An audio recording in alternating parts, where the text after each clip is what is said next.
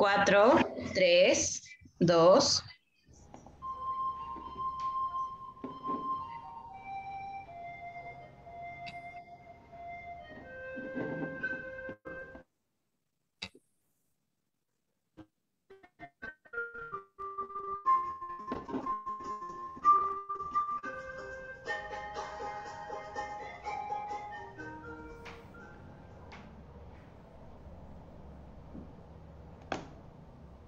Bienvenidos a la primera Feria Virtual del Libro de Cusco, Bicentenario 200 años de Independencia.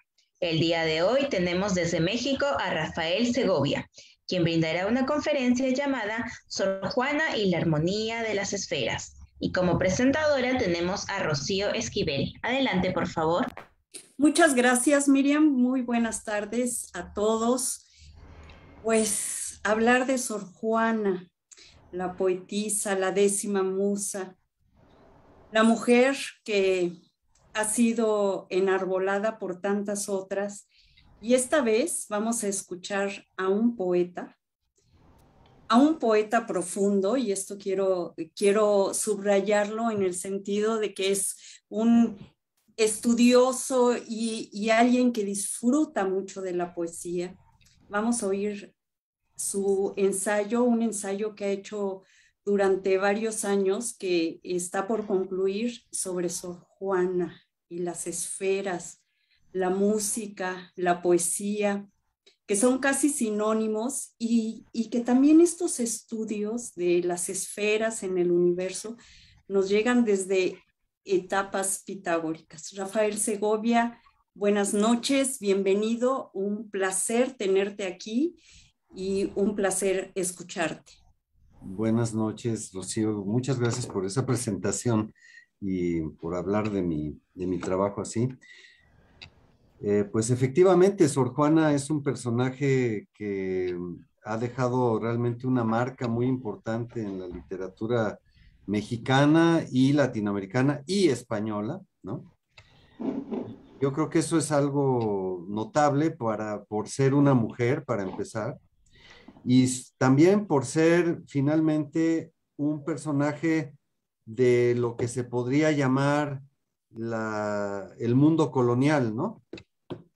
De algún modo, la colonia durante la época entre el siglo XVI y el siglo y finales del siglo XVIII y principios del XIX, pues estuvo relativamente aislada, digamos, ¿no?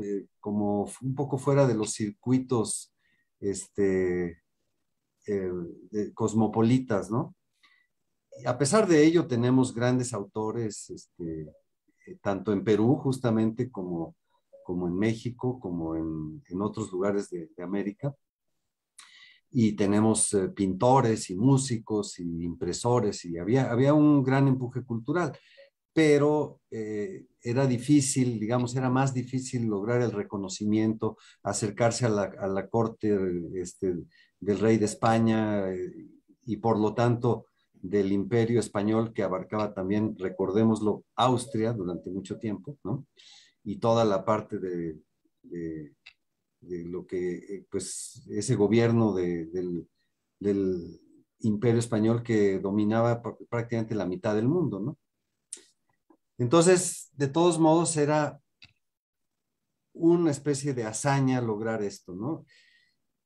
Quisiera recordar una cuestión que yo creo que tiene mucho que ver con lo que voy a decir hoy. No lo tenía programado, pero ahorita me viene a la mente hablando de esta cuestión del aislamiento virreinal y de la supuesta falta de cultura que había en el virreinato y todo esto, o en los diferentes virreinatos. Sor Juana, obviamente como mujer, no tuvo acceso a la educación desde niña, ¿no?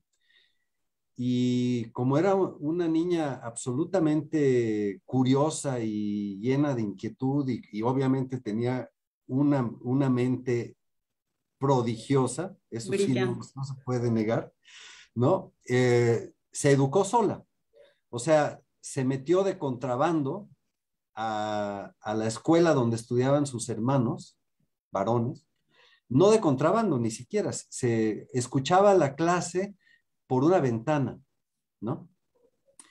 Porque no la dejaban entrar al salón, ¿no? Y yo no sé si el maestro estaba enterado de que la niña estaba ahí atrás escuchando, pero el caso es que la niña aprendió a escribir a los 3 años de edad, sola, y para los 12, 13 años de edad se había tragado literalmente la biblioteca de su abuelo, que parece ser que era una biblioteca bastante importante, a pesar de que vivían en un lugar bastante alejado de, de México, de la Ciudad de México, eh, en el campo, pero bueno, tenía esta especie de capacidad de asimilación del saber, ¿no? Que era algo impactante. Y entonces, cuando ella llega a la corte de la Nueva España, eh, promovida, no sé muy bien por quién, pero hablaron de ella, de sus grandes dotes y de todo esto, y la llevan a presentarse ante el virrey, y el virrey, pues, muy suspicaz de que le traigan a esta niña así como si fuera un prodigio y como que piensa que le tratan de sacar algo y que por eso, no, que hay algo ahí, hay algo encerrado, pues se le ocurre ponerla enfrente de un grupo de los mayores sabios de la corte, que entre los cuales se encontraban obispos, sacerdotes, escribanos, músicos, todo tipo de talentos y de hombres de saber, ¿no? Académicos y escolásticos, obviamente. Y era un grupo, no recuerdo ahora, pero eran cerca de 20 de estos personajes. Y esta niña, que bueno, según las versiones, porque el nacimiento no se conoce muy bien la fecha de nacimiento, pero podría tener 14 años o podría tener 16, ¿no? Mm. Son las dos posibilidades, ¿no? El caso es que esta niña los, puede con todos y les da a todos vuelta y le interrogan sobre todos los temas, sobre astronomía, sobre matemáticas, sobre historia. Bueno, historia no se estudiaba mucho en esa época, pero digamos historia eclesiástica, los santos, etcétera, tal, y esta niña sabe todo. Todo. Y les da la vuelta además, y les da respuestas tan inteligentes que los, pues ahora sí que los aporrea, ¿no? Intelectualmente. Sí. Eso a mí siempre me ha fascinado esa imagen, ¿no? De esta mujer. De esta niña, Niña. de esta jovencita. Sí, pero que iba a ser una mujer, pues, excepcional, ¿no? Entonces, bueno, ¿por qué quiero hablar de la armonía de las esferas en relación a Sor Juana? Porque justamente creo que Sor Juana, además de poeta, además de ser una mujer de corte y escribir muchísima poesía cortesana, se dice, por ejemplo, que su poesía cortesana, pues, realmente era como una especie de impostura, ¿no? O sea, que ella escribía poemas de amor sin haber sentido nunca el amor y cosas así. Yo tengo mis dudas, porque Sí. antes de convertirse en monja, vivió en la corte y a mí me parece obvio que tuvo, que fue cortejada, porque además era muy guapa y con ese talento y esa viveza que debía tener, pues obviamente que los hombres la debían perseguir, aunque ninguno se hubiera querido casar con ella o le hubiera sido muy difícil, y ella no se quería casar obviamente porque el casarse significaba someterse a un hombre, ¿no? Sí. Entonces por eso ella se convirtió en monja, porque quería tener su vida para ella y poder estudiar y poder escribir. Pero bueno, quiero decir que esta mujer no era nada más una poeta cortesana y una gran poeta y una artista literaria, sino además era una científica, y todo lo que se sabía de ciencia en su época lo dominaba. Entonces es muy importante saber que tiene todo este bagaje, porque a mí me parece que en la poesía y en las obras dramáticas, en obras como Las Loas, etcétera, por todos lados permea un saber que es más bien de tipo científico y también filosófico. O sea, en Sor Juana hay una gran interrogación sobre lo que es la condición humana, sobre lo que es el saber, sobre lo que es el mundo y cómo ese mundo está ligado con la vida humana y cómo lo entiende el hombre, ¿no? Esta concepción renacentista, bueno, a pesar de que ahora ya estamos en el barroco, pero en realidad pues seguimos con esta ideología del Renacimiento y esta ideología renacentista de que pues el hombre es un poco el ser elegido en la creación para entender la creación, para traducir la creación de Dios y darle esta glorificación que solamente se puede lograr a través del conocimiento, del entendimiento, de la reproducción de la creación divina a través del arte, por ejemplo. Eso es muy importante, ¿no? Sí, claro. Y entonces, bueno, esta es la parte justamente científica o filosófica de Sor Juana, ¿no? También quiero hablar de esto porque hay otro aspecto que a mí me interesa, que es que a mí me parece que Sor Juana, si la comparamos con, digamos, con sus pares de la época, los poetas como Fray Luis de Góngora o Francisco de Quevedo o Calderón de la Barca o Lope de Vega, etcétera, etcétera, que son los que conforman más o menos esta época barroca, bueno, entre otros muchos, ¿verdad? Sí. Pero si la comparamos con los grandes, ¿no? Pues a mí me parece que es la que tiene mayor musicalidad en la poesía. Y a partir de ahí yo empecé a preguntarme por qué sonaba tan bien la poesía de Sor Juana, por qué era tan, tan, pues, tan melódica, tan bien articulada, sin una sola falla, ¿no? Con esta especie de, ¿cómo decir? De facilidad, ¿no? De facilidad en la composición. Y claro, en parte se debe a que ella empezó a escribir muy joven. A los 6 años ya había compuesto una obra que llegó justamente a ser conocida, ¿no?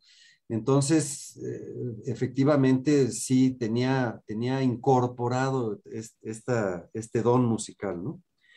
Para darles un pequeño ejemplo de esto, les voy a leer un par de poemas nada más como introducción. Bien. Este es el soneto que está catalogado como 202. No tiene título, pero el editor de la Inundación Castálida, que así se llamó su primera colección de obras, le pone de doña Juana Inés de Asbaje, glorioso honor de México, glorioso honor del Mexicano Museo, al presbítero benemérito don Diego de Rivera, cantor de la dedicación de la catedral. O sea que aquí hay también alusiones justamente a la música, ¿no? Y dice, suspende, cantor cisne, el dulce acento, mira por ti al Señor que Delfos mira, en zampoña trocar la dulce lira y hacer a Admeto pastoril consento. Cuánto canto suave, si violento, piedras movió, rindió la infernal ira, corrido de escucharte se retira, y al mismo templo agravia tu instrumento, que aunque no llega a sus columnas cuánto edificó la antigua arquitectura, cuando tu clara voz sus piedras toca, nada se vio mayor sino tu canto. Y así como lo excede tu dulzura, mientras más lo agradece, más lo apoca. Nos damos cuenta de que esto está lleno de figuras muy barrocas. Es una poesía difícil de entender a la primera lectura, pero es una poesía de una riqueza melódica y impresionante. Sí, eso se distingue. Y bueno, este es uno de los sonetos más conocidos y más aplaudidos, y es una verdadera maravilla, y van a oír la musicalidad, ¿no? Y se llama En que satisface un recelo con la retórica del llanto.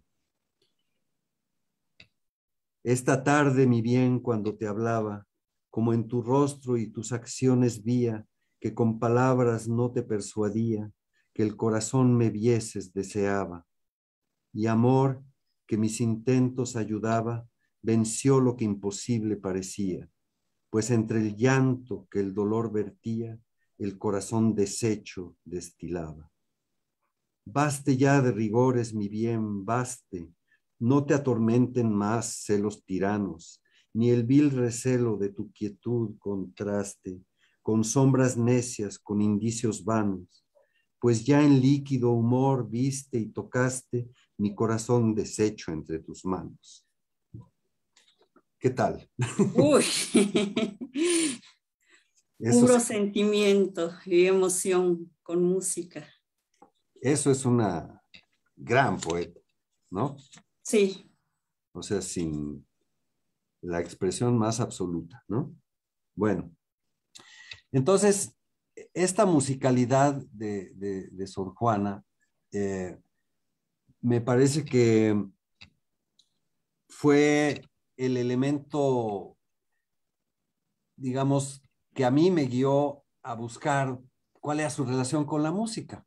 Y me encontré con una enorme cantidad de cuestiones, pero no nada más eso, sino que aunque no hay un registro claro de lo que Sor Juana pudo haber realizado en el campo musical, sí hay una cierta constancia un poco imprecisa de que tenía muchos conocimientos musicales, ¿no? No se sabe muy bien si llegó a tocar un instrumento, si llegó a componer música, eh, aunque es posible, y puede ser que fuera una música circunstancial, que ni siquiera la firmara. También hay que pensar que en esa época mucho de la creación artística circulaba sin firma, ¿no? O sea, entonces es muy factible que Sor Juana haya compuesto cancioncitas, cosas a dos o tres voces, alguna pieza para el clavicordio o para la vihuela o algo así, y que no pues, la tocara o la hiciera tocar por otras gentes, pero pues ahí se quedaba, ¿no? No era parte de su obra, ¿no? Pero no lo sabremos nunca, yo creo, ¿no? A mí me dijeron en alguna ocasión que existía por ahí bueno, no, eso no lo voy a decir ahorita porque creo que es más importante seguir con este tema. Y entonces, bueno, no sabemos eso, pero lo que sí sabemos, Sí. y está mencionado en varios lugares, es que ella escribió, o por lo menos empezó a escribir, y tal vez no terminó, una teoría de la música. Y eso como parte de sus saberes, ahora sí que científicos y eruditos, ¿no? Y esta teoría de la música, que se llamaba El Caracol, le prometió redactarla a la condesa de Paredes, que era su protectora y su gran amiga. Y, hay un romance donde ella lo menciona, y es un romance dirigido a la condesa de Paredes. Tal vez les pueda leer un fragmento de eso. Sí, por favor. Eh, y, y bueno, ese texto nunca apareció. No se sabe muy bien por qué. Es posible que Sor Juana no haya estado contenta con el resultado, no sé qué, pero lo que es interesante es que lo llamaba el caracol. Y el caracol tiene un significado muy interesante, justamente en el periodo barroco, porque era como el epítome absoluto de lo que era la proporción dorada, ¿no? Y la proporción dorada era una combinación geométrica, matemática, que reproducía las estructuras naturales más comunes. Justamente la del caracol era una de ellas. Entonces, los pintores, los artistas, los arquitectos, y bueno, y los músicos, obviamente, habían calculado cómo era la proporción, por ejemplo, en qué proporción iba creciendo el túnel, digamos, de un caracol, ¿no? Cómo pasaba de ser un punto a ser esta boca por donde salía el animal, ¿no? Y cómo estaba, cuál era exactamente esta especie de fórmula matemática. Y esa misma fórmula matemática la encontraban, por ejemplo, en cómo brotaban los tallos de las plantas, de una planta, ¿no? Cómo estaban organizadas los cristales, ¿no? Y cosas por el estilo, ¿no? Sí. Entonces, a partir de esta proporción dorada se hicieron la enorme mayoría de las creaciones artísticas, arquitectónicas y de todo tipo durante todo este periodo a partir del Renacimiento. Y entonces, el hecho de que Sor Juana llame a su teoría de la música el caracol, da a pensar que probablemente ella estaba pensando organizar la teoría de la música en forma de un caracol, precisamente, o sea, integrar esta proporción dorada en la interpretación de la armonía y incluso probablemente de los patrones rítmicos e incluso probablemente de algunos patrones melódicos. No lo sabremos probablemente nunca, aunque ahora sí voy a hablar de lo que no dije hace un momento. Parece ser que por ahí un investigador, de cuyo nombre ahora no me acuerdo, pero lo tengo anotado en algún lugar, encontró hace unos años, hace unos 10 años, un manual de enseñanza musical que probablemente estuvo en la biblioteca del convento de Jerónimas y que tenía unas anotaciones a mano. Era un libro impreso, pero estaba anotado a mano por todos lados. Ajá. Y este hombre tenía la teoría de que la letra era la letra de Sor Juana. Entonces, si eso se demuestra, y si se vuelve y si vuelvo a localizar a ese investigador y ese manual de música, sería interesantísimo, porque tal vez ahí aparecerían justamente el borrador un poco de este caracol que se perdió, ¿no? El caso es que ahí tenemos ya una muestra de que Sor Juana le interesaba mucho la música y seguramente sabía mucho de música. El de que sabía mucho de música, les podía también leer por ahí, bueno, el mismo soneto a la Condesa de Paredes, el romance a la Condesa de Paredes y otro romance que tengo aquí, que es el romance número 21, tienen justamente un contenido musical que solamente lo pudo haber escrito alguien que conocía muy bien la teoría de la música y todos los detalles de las relaciones entre intervalos musicales y armonías y cómo interactuaban las cuartas con las quintas y cómo se generaba la armonía, ¿no? Desgraciadamente no voy a poder dar explicaciones técnicas porque si no, pues se nos va el tiempo. De Sí, hecho, se nos está yendo velocísimamente. muy rápido. Entonces, pues desgraciadamente no podía explicar esto. Espero que la mayoría de ustedes conozca un poco del tema, ¿no? Pero lo que sí es muy importante es que Sor Juana, en sus investigaciones sobre las,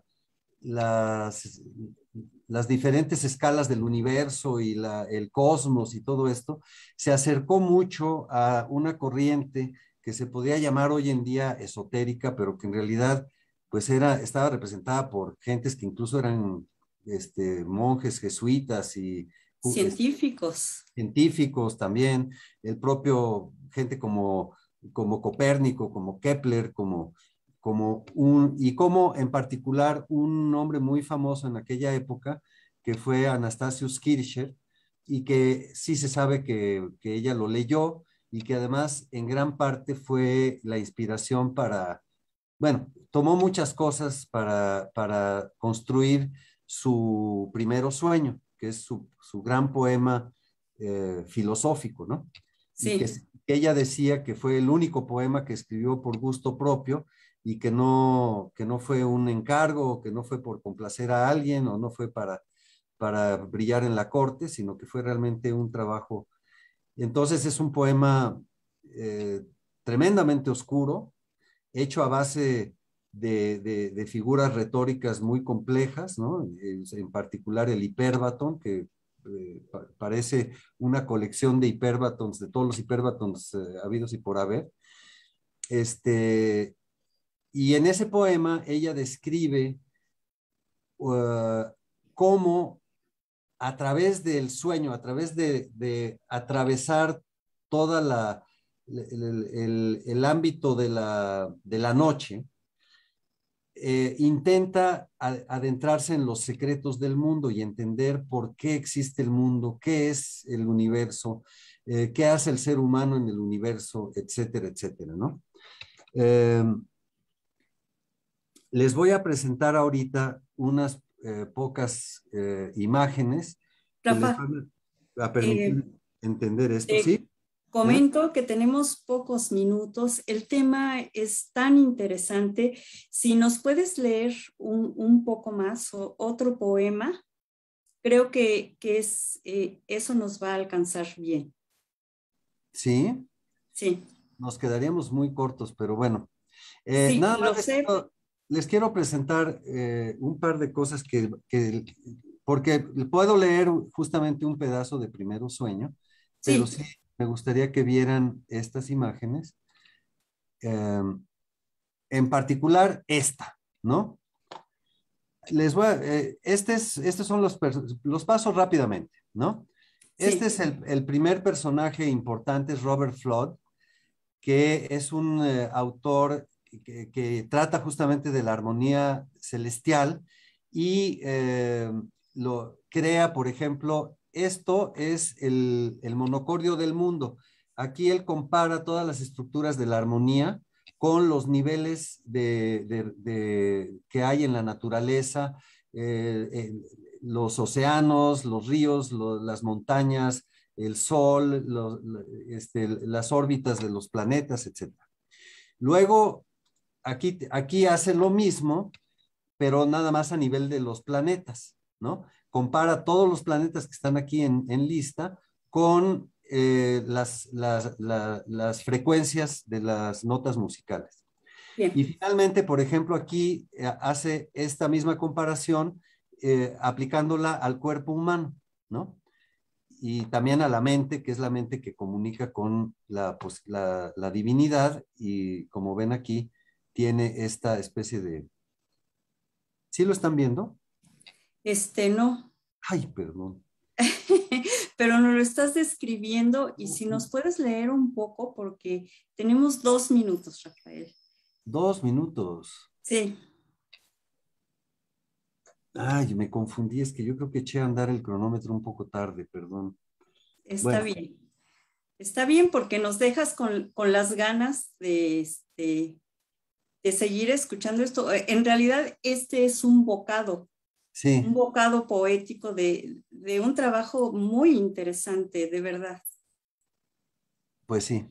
Bueno, entonces, aquí están estas tres imágenes que les describí rápidamente. Este es Robert Flood, el monocordio del mundo, las correspondencias planetarias y el monocordio humano.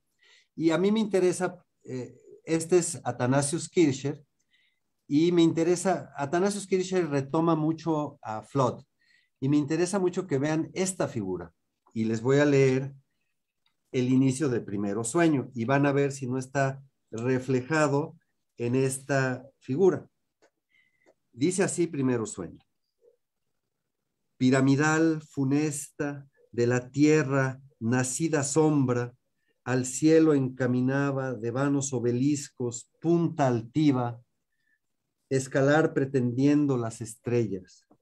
Si bien sus luces bellas, exentas siempre, siempre rutilantes, la tenebrosa guerra que con negros vapores le intimaba la pavorosa sombra fugitiva, burlaban tan distantes que su atezado ceño al superior convexo aún no llegaba del orbe de la diosa, que 3 veces hermosa, con 3 hermosos rostros ser ostenta, quedando solo dueño del aire que empuñaba con el aliento denso que exhalaba.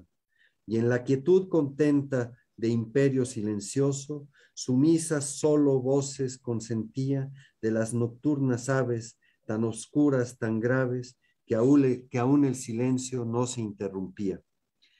Bueno, la 3 veces hermosa es la luna. Claro. Y lo que estamos viendo aquí es que la oscuridad que se ve en los 2 triángulos de la parte baja de esta pirámide son la oscuridad que domina en la Tierra y que solo Claro. el Sol es capaz de perforar y de iluminar de vez en cuando. Rafael Segovia, tenemos que irnos. Ay, no me Estamos en tiempo que, de verdad, qué interesante. Muchas gracias a los organizadores de la feria, a Mónica, y pues vamos a continuar con esto, sin lugar a dudas. Pues muy buenas noches. Muchas gracias y muchas gracias a la feria por permitirme hacer esta presentación. Espero que haya otra oportunidad. Y hasta luego. Claro que sí. Buenas noches.